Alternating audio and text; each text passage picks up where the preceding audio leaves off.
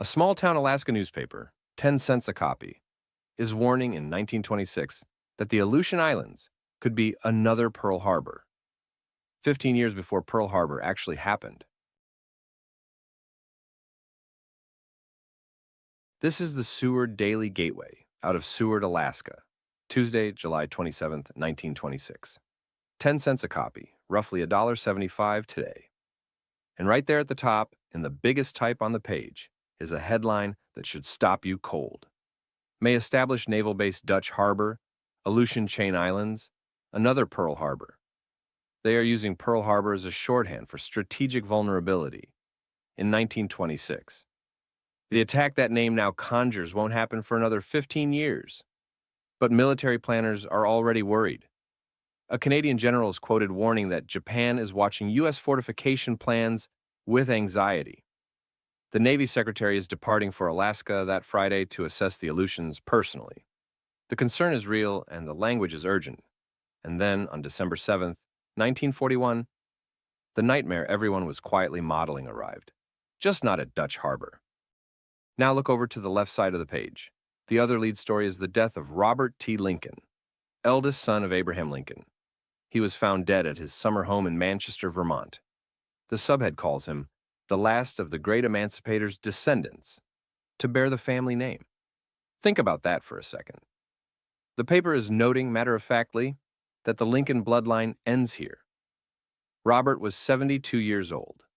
He'd been a cabinet officer under President Garfield and President Arthur, chairman of the Pullman Company, and the paper notes he inherited almost none of the physical characteristics of his father. He avoided politics his whole life. His friends said he was obsessed with not being used as a prop because he was Abraham Lincoln's son. He apparently turned down a Senate seat. He watched his father be assassinated. He was present, as best the record shows, near 3 presidential assassinations in his lifetime. The paper treats his death as the quiet closing of an enormous chapter. Down in the lower left, there's a small item that the paper slips in almost as a footnote. A man named Jack Lone broke the Alaska rainbow trout record, a fish measuring 26 2/3 inches caught in a Russian river. The previous record holder, Harold Painter, had 2/3 of an inch less. This ran on the same front page as the death of Lincoln's last son, and a military warning about Japanese naval strategy. Front page. That's Seward, Alaska in 1926. A town small enough that a record trout is genuinely front-page news, and connected enough to the wider world that it's running AP wire, dispatches about Pacific geopolitics the same morning. What strikes you about this page is the scale of what sits next to each other.